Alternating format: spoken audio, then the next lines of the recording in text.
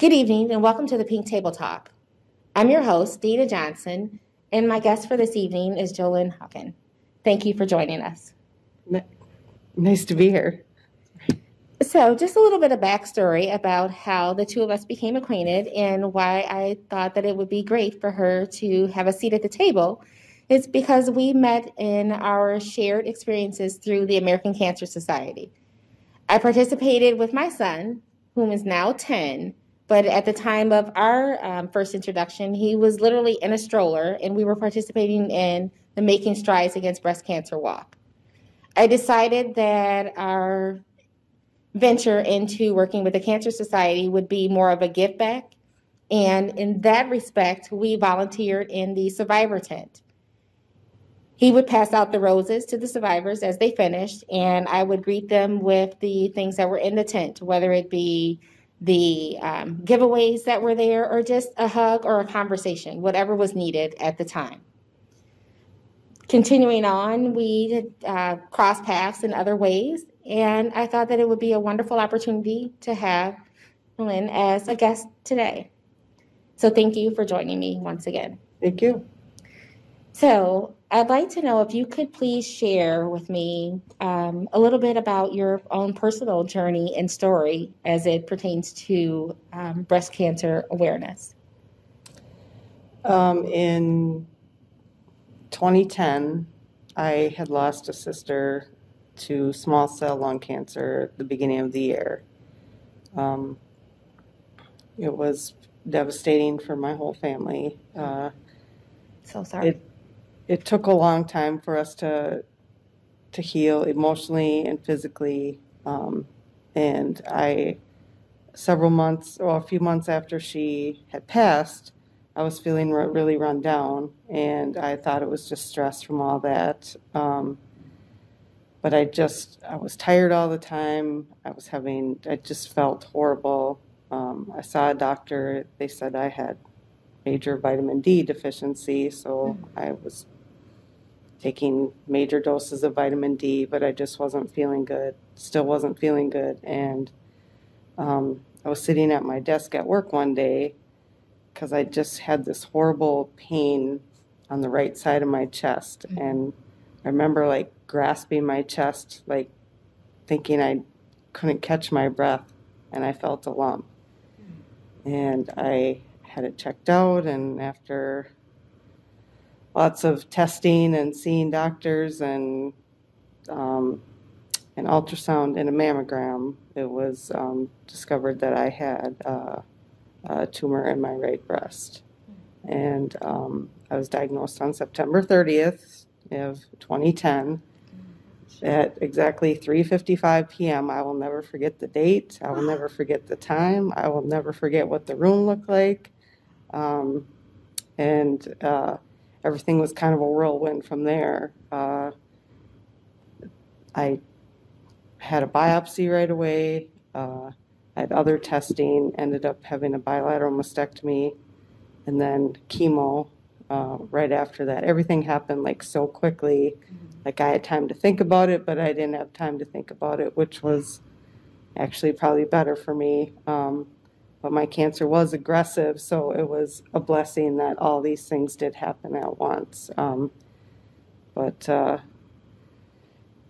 now I'm a 10-year survivor, so I'm very, very grateful because my diagnosis was pretty significant. I was diagnosed with triple-negative breast cancer, and then after genetic testing, I found out I have the BRCA1 gene as well. So that's another reason why I went through a lot of radical treatment to make sure that I'm still here today. So I'm very grateful. So. Well, I mean, just personally for me, I'm humble and grateful that you're here. I'm extremely glad that we came at some point within our walks of life and began to know one another. It just humbles me the things that I have been fortunate to see you do with just your own personal space and how you're handling everything, and it's just a pleasure to call you my friend. I feel the same way. So we will begin our conversation with our first question of the evening. How did you become involved with breast cancer awareness and the work that you do, meaning from the volunteerism and the give back that you do? When I was in my early 20s, one of my sisters, her name was Melody, was diagnosed with breast cancer. My family had dealt with cancer with other relatives. I had a grandfather that passed when I was in 8th grade. I had an aunt and an uncle who had gone through cancer and some cousins. But my sister and I were really close at the time, and it was very difficult for me. And she was not the type that she wanted to talk about it, but she was a very strong, independent person, and she kind of dealt with her treatment on her own. But I wanted to do something to show support, and I was seeing an allergist at the time. I was getting like allergy shots, and I was sitting in the allergy clinic, and I saw a posting at the desk, and it talked about the Making Strides walk, and it said, join a team or create a team, join a team. We need volunteers. And so I called them and I said, I'd like to volunteer if I can. And they said, oh, that's wonderful. What do you want to do? I'm like, wherever you need the most help. And they said I would be a cheerleader. So people along the walk route, you're supposed to cheer them on. And so I did that for the first year. And it was a very humbling experience to see survivors, see people wearing shirts in memory of. It was a very emotional time an experience to see all that. So I said, every year I want to continue to do this. I want to show support. And they eventually changed my position from cheerleader to working at the merchandise tent. And as I was a volunteer in the merchandise tent for one of the years, I got a letter from them asking if I wanted to be on the committee for the walk. And I said, of course. And so there was a large group of us ladies who met. I was actually at the Reinhardt Law Office, which is downtown, because they were one of the biggest sponsors there. And we started meeting, and we were kind of in charge of figuring out who was running which tents and this and that. And I for a few years, did run the merchandise tent. And also during my experience with that, another sister, my sister Gloria, had developed breast cancer as well. So I'm like, I just wanted to keep giving back as much as I could. And then also during the time that I was on the committee was when I was diagnosed. And our committee, we weren't just a committee for an event that we were all passionate about. We all became very good friends. And I will get emotional. It's okay. The women on the committee, the minute they found out I had cancer, said, what is your chemo schedule? And the minute I gave it to them, they all wrote down dates that they were going to be my chemo buddy. They were going to pick me up, sit with me during the treatment, and that's what they did. And one of them, her name is Patty, and she has been, they all are an inspiration to me, but Patty had gone through her breast cancer experience a year ahead of me. And we had the same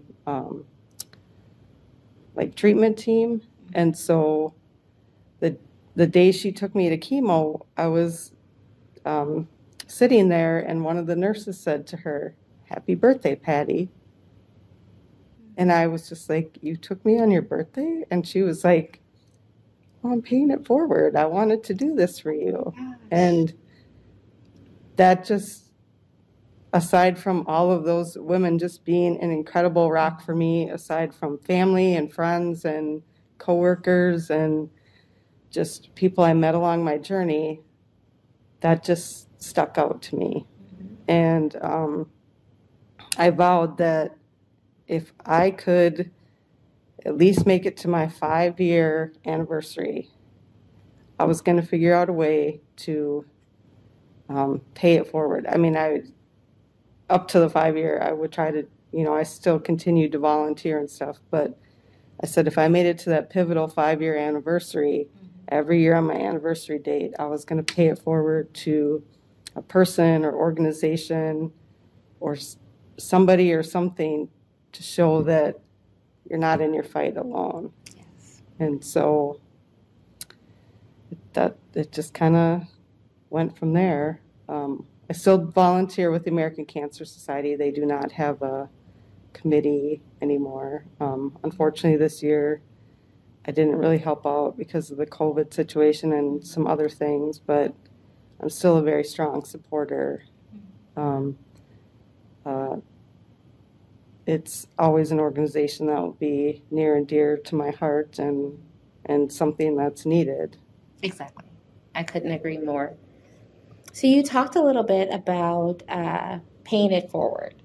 And you and I share social media space together as Facebook friends. And one of the things that we'd like to talk about now and to transition into is the aspect of paying it forward and how you do that. I recently had the opportunity to contribute to your Pay It Forward campaign. Is it possible that you could share a little bit about that journey and how that went? Yeah, when I did reach my 5-year anniversary date, I was trying to be creative with the Pay It Forward. And again, when my friends, committee members from the Making Strides Walk took me to chemo, afterwards to thank them, we'd go out to dinner. I'd take them out to eat. Aww. But also, too, it was like a celebration. I made it through chemo, celebrate that I had the support, and also I knew in a few days food would not be my friend. So we would pick a place to go and, just have a normal conversation. You would forget the fact that you just left the cancer clinic and had gotten chemo. It was just friends going out to lunch. Yes. And so I decided for my 5-year anniversary, I asked people, friends, family, hit social media, that if you mail me a gift card worth $5 for an area restaurant, I would like to give the gift cards to my cancer clinic so other patients know that somebody's thinking of them and for them to reward themselves for getting through a treatment, getting through an appointment, and just kind of treating themselves because they deserve it. And so it took off like wildfire. I had actually was sent over $2,000 worth of gift cards. That's amazing. And so I ended up dividing the gift cards in between my oncology office and my surgeon's office. And it just felt good, and it felt good for other people to know how much support I had, and to let other people know that even if somebody doesn't know you, they're fighting with you. And so, but since then, I've done work for collectively to combat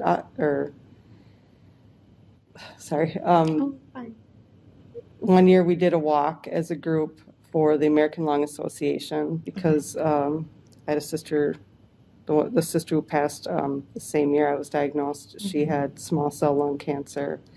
My mom had lung disease, and she did have a tumor in her lung when she passed. I also have bad allergies and asthma, and I have a niece with like severe asthma. So that was one year we gave back to them. I have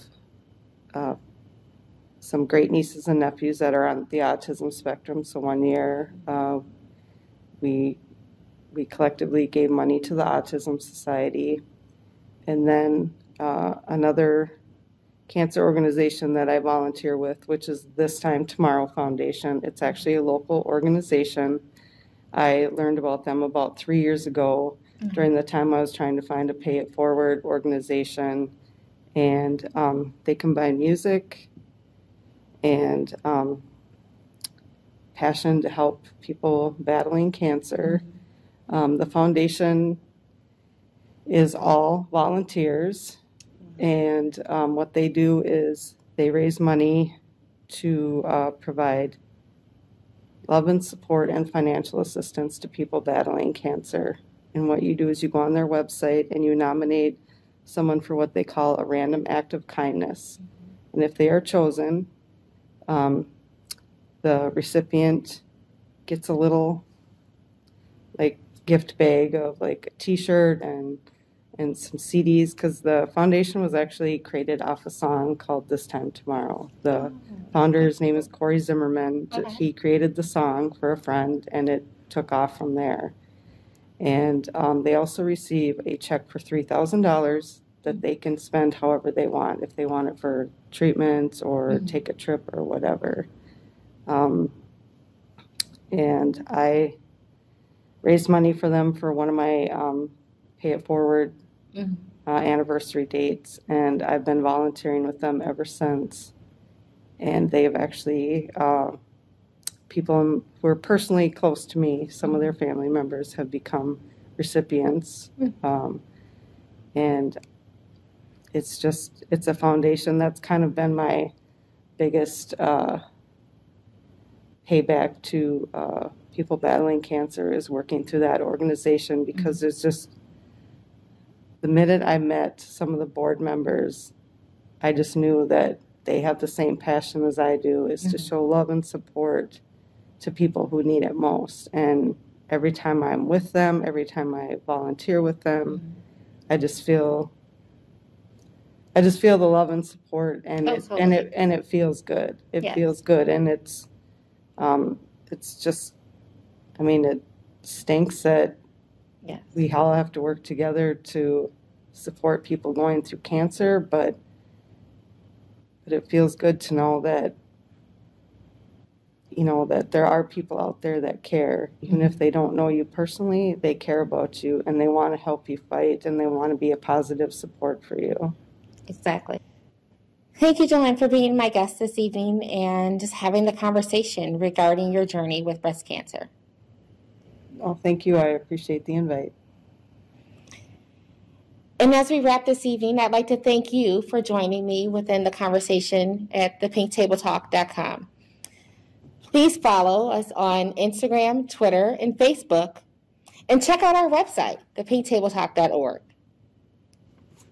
Good evening.